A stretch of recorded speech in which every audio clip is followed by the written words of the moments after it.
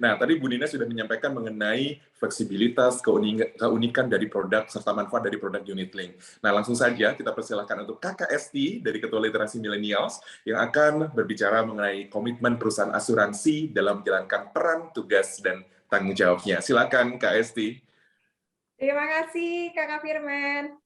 Oke, semangat pagi, semangat banget ada di sini sama teman-teman semua.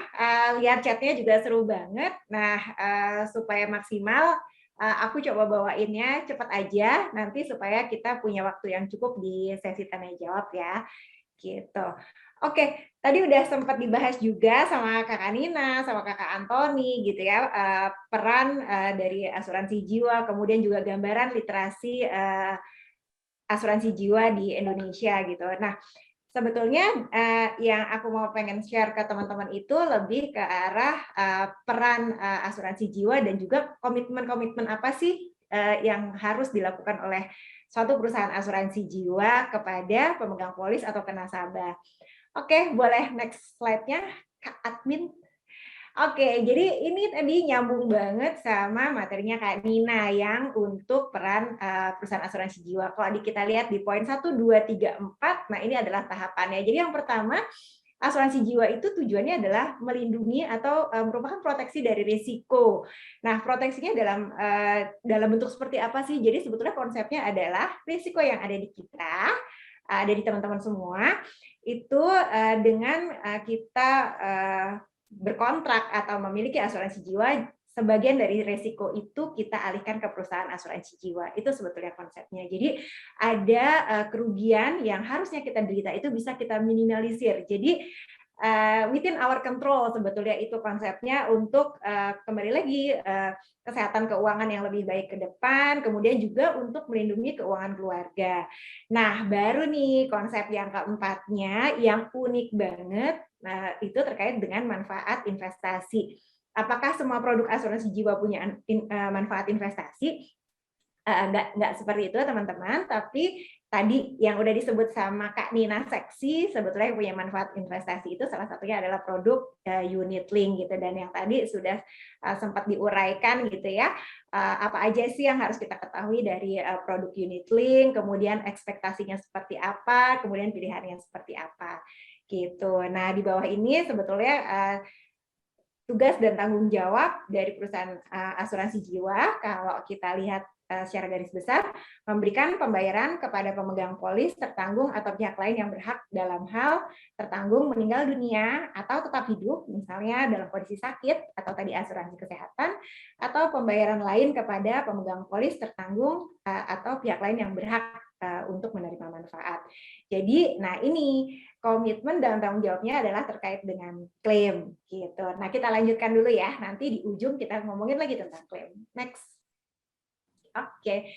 Nah, ini tadi komitmen-komitmennya itu adalah salah satunya kan produk supaya ada di masyarakat, kemudian teman-teman bisa membeli atau menikmati produk asuransi jiwa.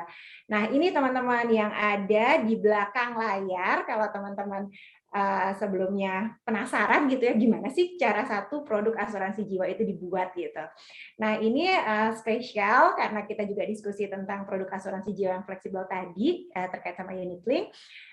Ini tahapan-tahapannya gitu. Jadi ada tahapan eksplorasi ide produk. Jadi kita juga melihat, jadi perusahaan asuransi jiwa itu melihat kebutuhan dari nasabah, kebutuhan masyarakat itu seperti apa, kemudian eksplorasi juga rencananya, misalnya kapan tepatnya untuk satu produk itu diluncurkan, kemudian baik dari internal perusahaan, jadi risiko bisnisnya perusahaan itu seperti apa, kemudian juga mitigasi untuk risiko yang nanti ada di areanya nasabah itu sendiri gitu. Jadi betul-betul sudah diukur oleh perusahaan asuransi jiwa. Nah, kemudian setelah ada ideasi, selanjutnya adalah proses pengembangan produk.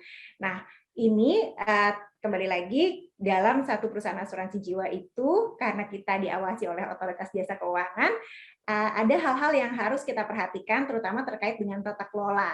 Nah, tata kelola ini termasuk juga terkait dengan pengembangan dan penerbitan produk asuransi jiwa. Jadi harus mendapatkan persetujuan atau komitmen dari manajemen perusahaan. Salah satunya ada komite-komite yang dibentuk di bawah direksi. Mungkin kakak-kakak di sini kalau sempat ada mata kuliah kayak pengantar hukum bisnis gitu, ada organ-organ perusahaan. Nah, itu ada salah satunya adalah direksi perusahaan.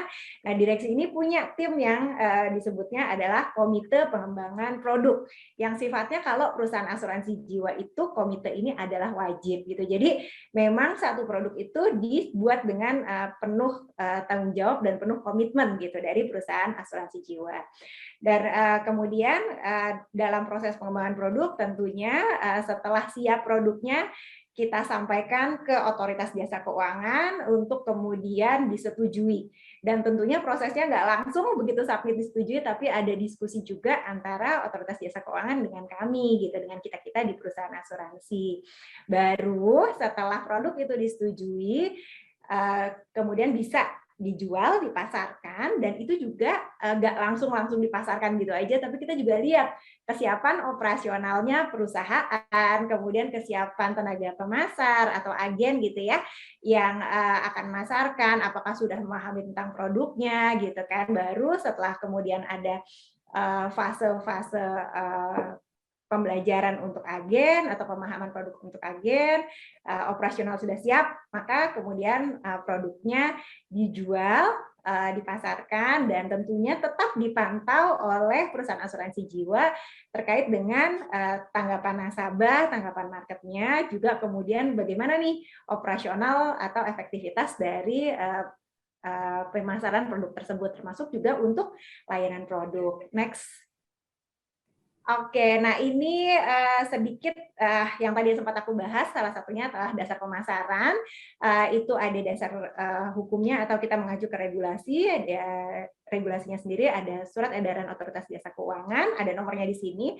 Maafkan kalau agak membosankan gitu ya, tapi di sini sebetulnya mau aku sampaikan adalah ranah hukumnya itu jelas gitu. Jadi ada akuntabilitas dari saluran pemasaran. Di sini aku ambil 2 gitu ya, dari kanal distribusinya lewat keagenan dan juga lewat bancassurance, kerjasama perusahaan asuransi jiwa dengan perbankan. Kemudian juga kalau misalnya ada kerjasama itu harus ada perjanjiannya juga gitu. Jadi itu sebetulnya bagian dari perjanjian kerjasama untuk memasarkan produk asuransi.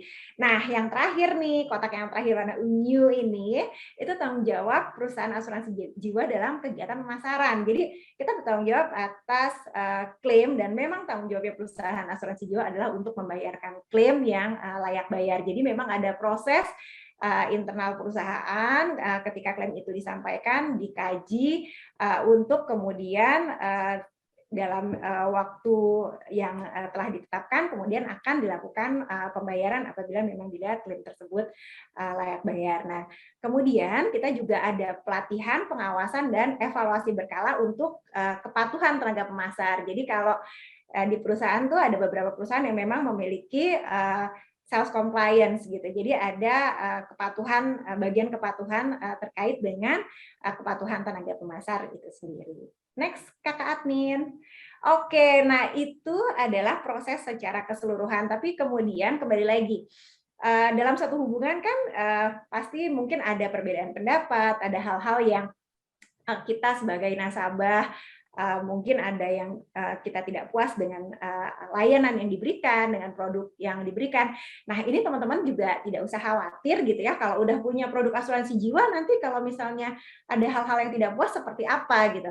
Nah, perusahaan asuransi jiwa ini juga wajib memiliki unit pengaduan gitu, atau kita sebutannya itu adalah customer service management gitu ya. Jadi teman-teman di area customer service ini akan membantu teman-teman yang memang ada hal-hal yang pengen diketahui lebih lanjut gitu. Jadi nggak cuma sifatnya pengaduan atau ada hal yang keberatan, tapi kalau juga pengen tahu lebih lanjut tentang produk, tentang layanan, itu bisa datang ke bagian customer service itu gitu. Nah, kemudian lewat apa aja sih pengaduan ini bisa disampaikan? Macam-macam, bisa lewat walk-in langsung ke customer care, tapi kan kita kan sekarang lagi PPKM gitu, nggak juga terbatas gitu. Ada beberapa perusahaan juga yang memiliki portal gitu ya, hingga kemudian portal layanan ini bisa sangat dimanfaatkan gitu. Kemudian bisa by call juga, bisa melalui email. Memang makin sekarang ini makin banyak lah ya teknologi yang memungkinkan kita nasabah untuk interaksi. Dan kembali lagi kalau lihat di sini ada LAPS SJK gitu ya, Lembaga Alternatif Penyelesaian Sengketa Sektor Jasa Keuangan. Sekalian nambahin nih informasi buat teman-teman yang ada di sini, kalaupun nanti tidak tercapai kesepakatan gitu ya antara perusahaan asuransi jiwa dengan nasabah, ada satu lembaga yang dibentuk oleh OJK terkait dengan penyelesaian pengaduan atau penyelesaian keberatan dari nasabah itu gitu. Itu aja dari aku. Mohon maaf kalau kepanjangan. Nextnya kita bakal lebih seru lagi, masih banyak lagi tema atau paparan yang akan disampaikan oleh narasumber berikutnya. Kembali ke Kakak Firman.